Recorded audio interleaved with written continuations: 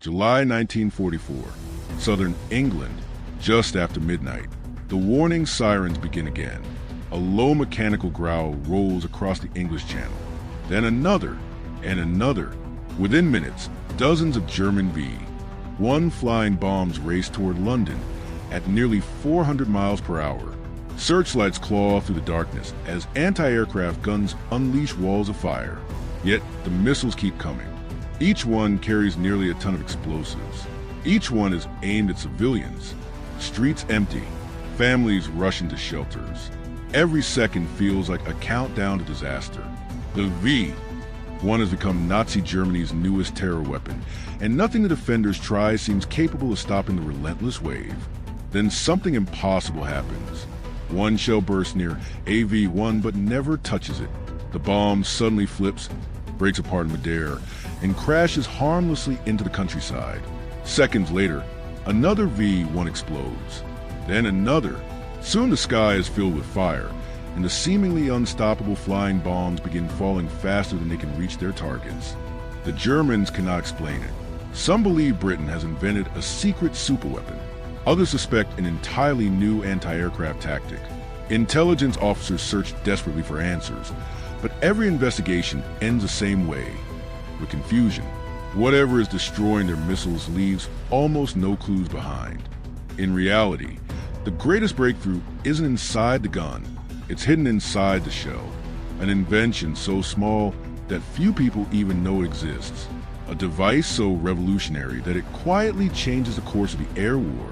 And it all begins with one physicist who dares to challenge everything engineers think they know. For months, the V-1 flying bomb has been one of Nazi Germany's most terrifying weapons.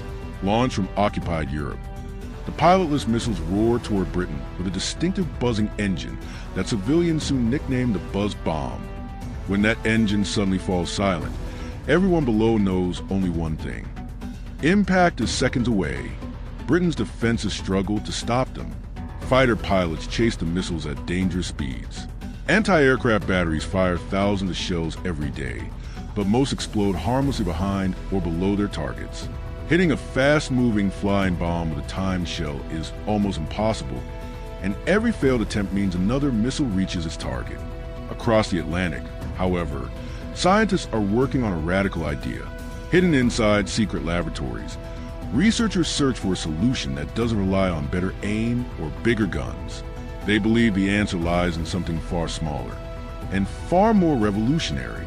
Among them is physicist Merle Tuve, whose team develops a tiny electronic device unlike anything ever used in war. Instead of waiting for a direct impact or relying on a preset timer, the new Fuze sends out miniature radio waves. When those waves detect an aircraft nearby, the shell detonates automatically at exactly the right moment. Many military leaders doubt it will work. The electronics must survive being fired from a gun at enormous acceleration, tens of thousands of times the force of gravity. Conventional wisdom says the delicate vacuum tubes will shatter instantly, making the entire project seem impossible. They don't. After years of secret testing, the new proximity fuse is finally deployed to Britain during the V-1 campaign in 1944. The results are astonishing. Anti-aircraft batteries no longer need perfect aim. A shell only has to pass close enough for an invisible electronic sensor to trigger the explosion. Suddenly, the skies over southern England change. Flying bombs that once slipped through defensive fire begin exploding one after another before reaching London. Kill rates soar, and British anti-aircraft defenses destroy roughly 3/4 of all V-1s approaching the capital within just a few weeks.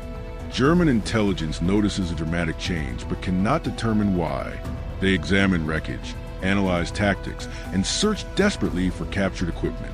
Yet the true secret remains hidden inside shattered shell fragments too small and too damaged to reveal their purpose.